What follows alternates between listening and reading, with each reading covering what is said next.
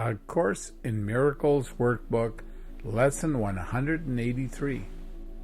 I call upon God's name and on my own.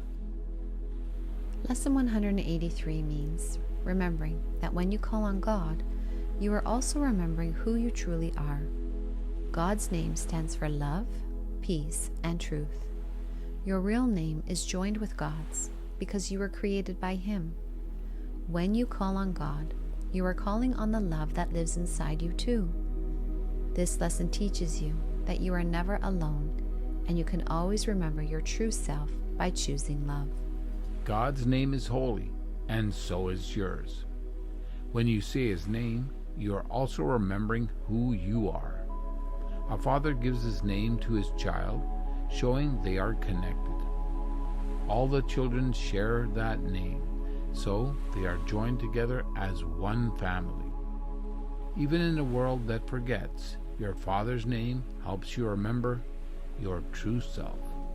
Some people believe God's name is too holy to say out loud. Like in Judaism, where calling God by name is seen as wrong because it makes people seem equal to God. But Jesus tells us something different. It is holy to say God's name because it helps us remember who we really are. God's name is our name too, because we are part of Him. We are not separate. Just like a child has the same last name as their family, we share God's name because we come from Him. When we remember His name, we remember that we are not alone. We belong to Him. When you say God's name, something special happens. It helps you remember who you are, and your mind feels peaceful. When you call on His name, it is like angels come to stand all around you. They sing to you and protect you, keeping you safe from any thoughts that are not loving or kind. Jesus is not talking about magic words or special prayers. When we call on God's name, we are choosing love instead of fear, and forgiveness instead of anger. This means we are choosing the Holy Spirit instead of the ego. The angels Jesus talks about are not flying beings with wings. They are loving thoughts that come from choosing the right part of our mind. These loving thoughts keep us safe from fear and help us feel peace. We are always surrounded by this love, even if we forget for a while. When we are ready, love is still there, waiting for us. Say God's name, and the world begins to let go of its made-up stories. Sad dreams disappear, and something bright and beautiful takes their place. People feel better because their hurtful thoughts are gone. Those who could not see or hear now understand the truth. Sadness fades, and tears turn into smiles and laughter that brings joy to everyone. When we remember that God's name is also ours, we remember who we really are, God's one Son, and the world of separation fades away. A star, like the light of Christ, shines in the darkness to help us choose love instead of hate. The miracles we experience are not about changing the body, but healing our mistaken thoughts. As we forgive, the pain and fear disappear. Our eyes are opened and we feel peace. Tears are wiped away, and we gently laugh, knowing we are safe, loved, and whole in God. Say God's name, and all the little names you once thought were important do not matter anymore. The things that used to tempt you lose their power. When you say His name, it becomes easy to forget all the things you once treated like gods. They no longer seem special or important, even though before you acted like they were everything. The little names are the things and people we treat as more important than God's love, our special relationships, and the stuff we think will make us happy. But when we remember that only God's love brings true peace and joy, those little things lose their meaning. Temptation is the idea that we are just a body and not God's holy Son. This brings sadness, fear, and pain. But when we stop chasing these empty things and bring them to God's name, we see they were never real. God is within us, and He is all we need to be whole and happy. Say God's name, and you are also calling on your true self, because you share His name. When you do, all the small, unimportant things in this world stop looking so big. You will no longer confuse what is not real with what is true. You will not mistake sin for love or think the body is who you really are. And if you sit quietly with a friend and say God's name together, you make a special place in your mind that connects you with God and His Son. Seeing the world the right way means seeing it as a classroom, not something to want or fear. You do not have to give up everything. Just change how you see it. When you feel tempted to make someone special or see them with judgment, stop and ask for help to see them with love instead. That is what it means to say God's name. It is not about saying words out loud or doing rituals. It is about choosing to see with love. When you do this with someone, you both join in a quiet place in your minds where love and healing are shared.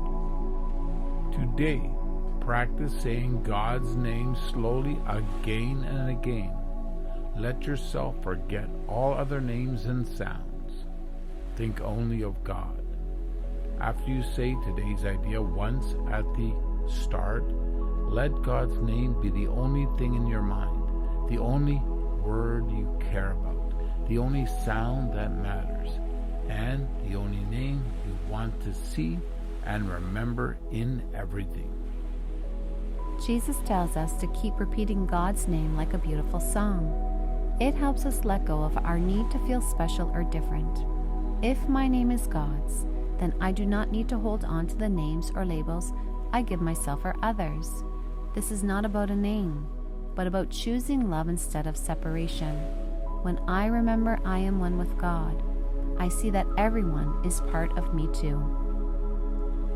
When we call on God with love and truth, He always answers. God comes to us Himself. But if we pray using names for things the world calls special or important, instead of remembering who we really are, He cannot answer. God cannot respond to a prayer that asks Him to be something He is not, or to call His Son by a different name. We invite God because He is already in our minds, and this invitation cannot be refused. But really, we are inviting our true self, which is already in God's mind. Jesus teaches us in different ways, depending on where we are in our learning. When we feel like small, separate people with problems, we ask for specific help. This is not wrong. It is where we start. But Jesus wants us to grow. At first, we ask for help with little things, and Jesus meets us there with love. But as we grow, we learn that we do not really need those little things. We just need to remember who we are in God. God does not hear prayers that ask Him to be something else or to ask for something instead of love. His answer is always the same. We are one with Him, and nothing else is real. Repeat God's name, and you remember that He is the only creator of everything real. You also remember that you are His Son and create with Him. Sit quietly and let God's name fill your whole mind. Let all your other thoughts stop. If any thought tries to come in, gently replace it with God's name. God's name is for everything, and it is the only name that truly matters. We are part of God, not separate from Him. When we ask for special help, it can make it seem like we are apart from Him, but we are one with God, creating with Him. This understanding comes when we grow up in spirit and wake from the dream. We must choose to quiet the ego and listen to the truth. Saying God's name helps us let go of fear, guilt, and the small thoughts we hold on to. In silence, we listen with an open heart and remember who we really are. God's child, forever safe and loved. Today you can feel a special gift called grace. You can let go of all the heavy feelings the world gives and helps the world feel free too. You can remember the truth the world has forgotten and share it with everyone. You can also accept your role in helping save the world and yourself, and you can do it just right. What the world forgot, we can remember now. The peaceful love inside us that we share with others.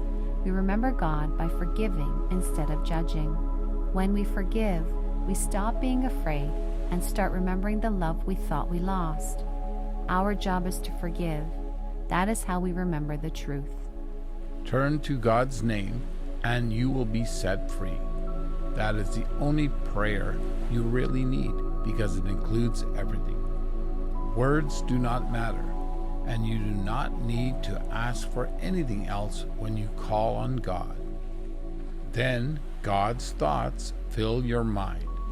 You remember everything He has given you, and you let go of all the things you made up that are not real. God's holy name shows you they have no value.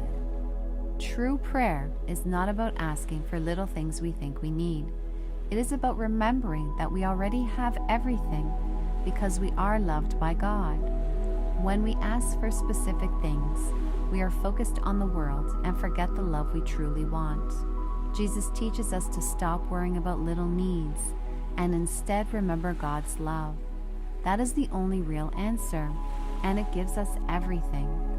Calling on God's name, or Jesus, who reminds us of that love, means choosing a different way of thinking. As we keep going, the little things we thought were important in the world begin to fade, and we realize they never really mattered. We do not forget people's names, but we stop seeing them as separate from us. We see them with love, not fear. All the small things of the world become quiet now. Nothing else matters except God's Son calling to His Father. And the Father answers with His holy name. In this deep and quiet connection, where no words are needed, there is perfect peace. Today, we want to feel that peace. And because we ask in God's name, that peace will be given to us. When we choose Jesus as our teacher, we are calling on God's name. In that quiet moment, all the small, noisy things in life no longer seem important. They are still there, but they no longer control us. We feel peace instead of stress. Everything becomes calm, like still water, and we remember the truth. We share God's name, and in that we find peace. I call upon God's name and on my own. I call upon God's name and on my own. I call upon God's name and on my own.